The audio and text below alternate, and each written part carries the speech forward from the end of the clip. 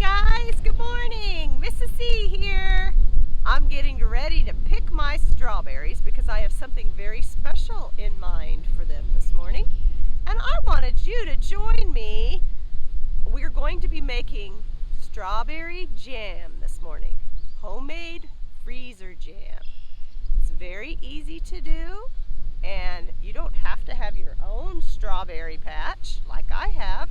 You can go to the store and buy a quart of strawberries, and you can make your very own freezer jam. And I must tell you, growing up and then making it for my own kids, we have loved it. It's delicious and easy to make. So I'm going to get busy and pick my strawberries, and then we'll head into the kitchen and mix us up a batch of homemade freezer jam.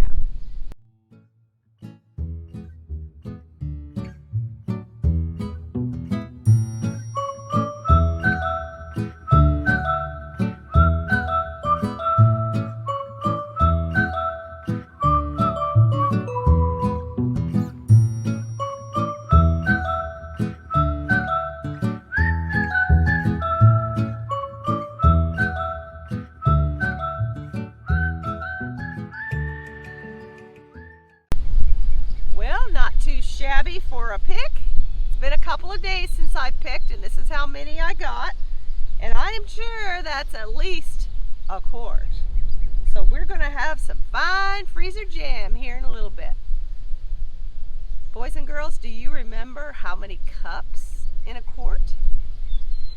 Hey, that's your test question. How many cups make a quart? Be sure and write that in the comment section, and we'll get to work here making our freezer jam. Well, we've got our strawberries all picked, and now we're in the kitchen working them up. Mary, my daughter, sweet Mary, hi Mary, is washing the strawberries, and she is stemming them. It means she is taking the stem off. Mary, can you show us what a stem is? Sometimes boys and girls don't understand what these things are. There you go. That green part is the stem that connected it to the plant. We don't need that. That's really not edible. So she just cuts it off and throws it in the bowl. And we need a quart of those strawberries, approximately. Can you remember to put in the comments how many cups is in a quart? Now Mary has all of those strawberries washed and stemmed, and she is ready for the next step. She is pouring them in my blender, those clean stemmed berries, and we need to get those strawberries crushed.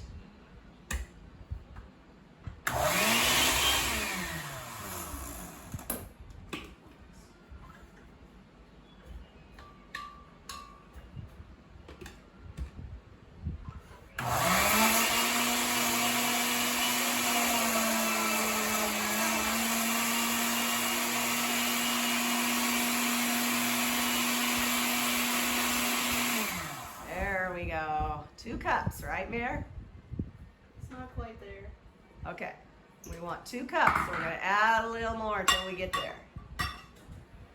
We've already decided we're going to use the leftovers for supper. We're going to make some fruit dip for our fresh strawberries. But for now, we're making our strawberries.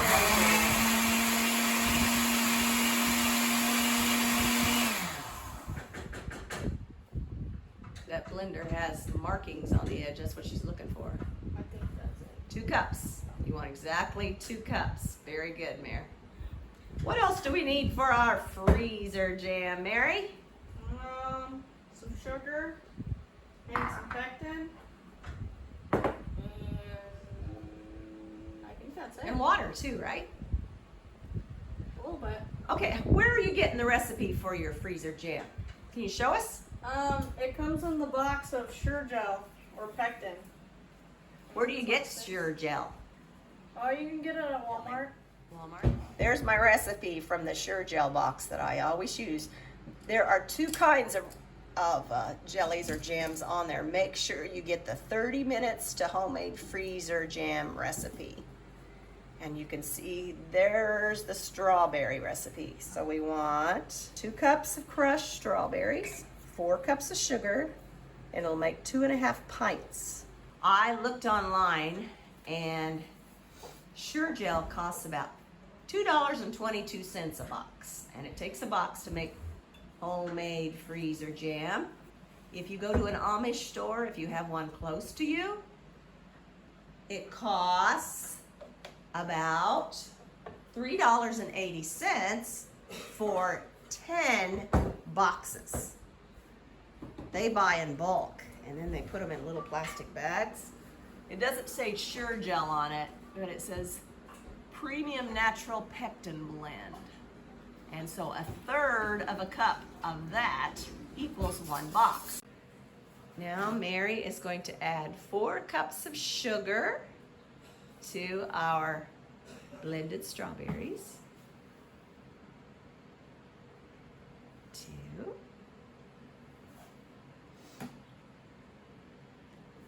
3, and 4. And she's going to mix that up, thoroughly mixed. You don't want to see a lot of those sugar granules in it. You want to mix it real well.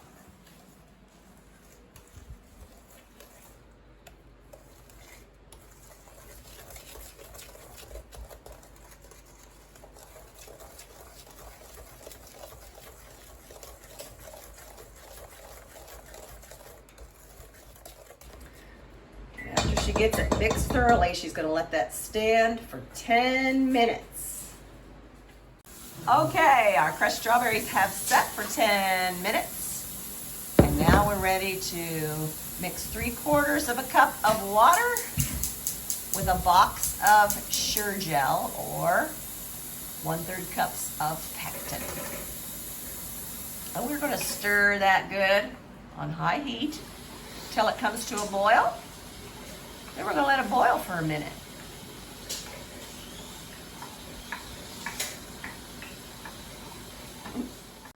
Alrighty, it has boiled a minute, and now Mary is stirring that pectin water combination into our strawberry sugar mixture. Turn the stove off. And you have to stir this for 3 minutes to make sure it's well stirred and all of that sugar is dissolved. Okay, we've done our stirring for 3 minutes, and now Mary's pouring that into a measuring cup that will allow her to pour it more easily into the jars. Now, I don't have any special jars to use. I just use what I've got. And honestly, my mama froze it in Tupperware containers. She did not have jars at all. So there you go. You fill it to the bottom of that rim, because it's going to expand when it freezes. A little more on that one, Mary, if you want to, if you need it. And there you go. Ooh, yeah. Sweet. I can taste it now.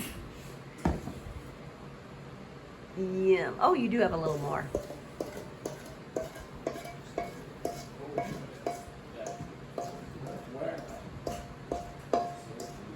Good deal. Now, after this sets for 24 hours, you're supposed to just sit it on the counter for 24 hours after you screw the lids on. And then you freeze it in your freezer until you're ready to use it. And once you start using your jar of jelly, you can leave it in the refrigerator part of your refrigerator, not the freezer. And my guess is we'll probably have some of this tonight for supper. It's ready to go as soon as you get to this stage. What do you think? That wasn't hard at all, was it? Not hard at all. So, if you're up for it, you and your mama or your grandma or a neighbor could make the best jelly ever in 30 minutes or less. Give it a try, guys. Give it a try. Now we're getting those lids on. And if you want to save relish jars or mayonnaise jars, you can put this jelly in anything that's freezer ready. Doesn't have to be pretty, but whatever you put it in, it's gonna be delicious. Delicious. It will not seal. Don't expect it to seal. It doesn't have to seal because you're putting it in a freezer. Things have to be cooked to make them seal. There they are. Oh yeah. Great, great, great. Hey guys, wasn't that fun? Mary, you're gonna be a wonderful cook. You already are. Thanks.